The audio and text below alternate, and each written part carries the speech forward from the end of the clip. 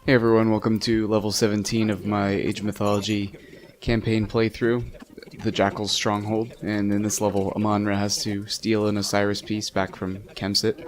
And at the beginning here, there's a little bit of a trick you can pull. You have to send Amonra around, and you can claim temples and monuments and buildings and houses. And the trick you can pull is you build all of your houses before you send Amonra around to claim the houses that you're supposed to claim, and so that way you can artificially inflate your maximum population. And that's usually what I run into in these games. Is my pop limit is the biggest hindrance for me. And if you'll see, once I get those houses up, I build up an army pretty quickly, a defense army, and that's because when I used to play this level, I would get pretty consistent attacks that would come in from the enemy, and it seems like maybe they didn't attack so much in this level for whatever reason, or at least when I played through here, and maybe in the original game, this is playing on the Titans expansion disc.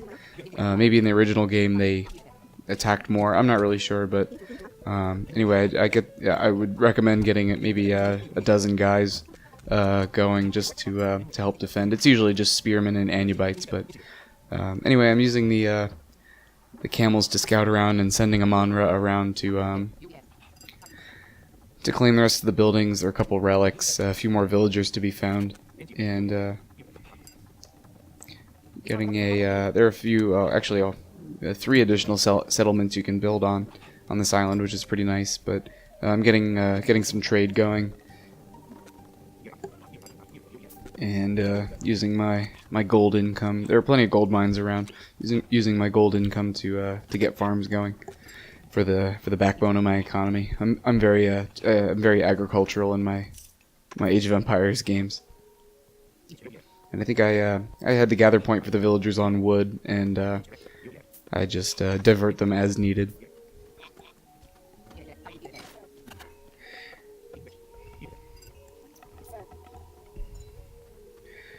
Getting a couple monuments up. I'm usually not too big on myth units, but it's good to have the favor for improvements, mainly.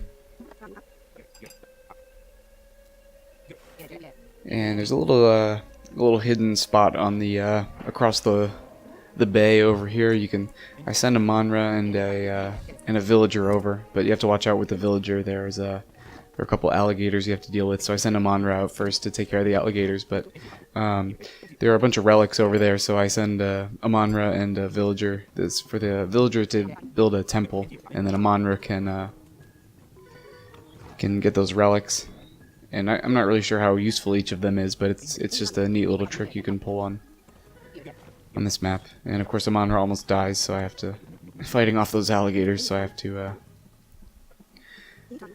pull her back a little bit. And I think I built a granary for the villager to collect all the food from the alligators. And I start aging up there, and this is kind of a preference as to who you age up with. I think I went with I went with Toth, who I think it's like doubles the creation speed of all Migdal Stronghold units or something like that, and I think I end up spamming camels later on in the level, so that's why I went with that. Versus, I think it was Osiris has like camel speed and attack increased or something like that, but usually I err on the side of numbers as opposed to increased quantity. I like the creation rate is just ridiculously fast after the improvement. So, and it looks like I got. I started sending the trade to a different that other town center in the bottom of the map. Longer trade routes are always better because it's an exponential increase in gold with distance. And my army has yet to be used yet because I was expecting some attacks to come in, but they didn't. Getting a navy going here as well, just because I know I'll need it eventually. Oh, and there's another Toth improvement for faster collection rates, so that's good. And I send the camels up over there to take out those alligators, because once I send villagers up, the alligators will obviously go after the villagers, and they can be quite annoying. So I'm building that last town center there, and with that, your population gets almost all the way to 300, which is nice. And I'm gonna use a Manra to take care of those relics. And I'm getting I like to get about 10 priests going on your home island because the enemy will attack with I think they attack with turtles, but it might be leviathans. And the priests you can use to take them out. You have to protect the priests from the other, I think, cabinets or whatever they attack with. But yeah, so here come a whole bunch of turtles and ships, and so I'm trying to focus fire my priests on those turtles, and the ships are taking out my villagers. But anyway, I've got the navy to kind of deal with it over here, so I'm just getting those migdols going on the shoreline to help ward off the ships. And I think I eventually use my leviathans as transport ships, which is pretty convenient to save population.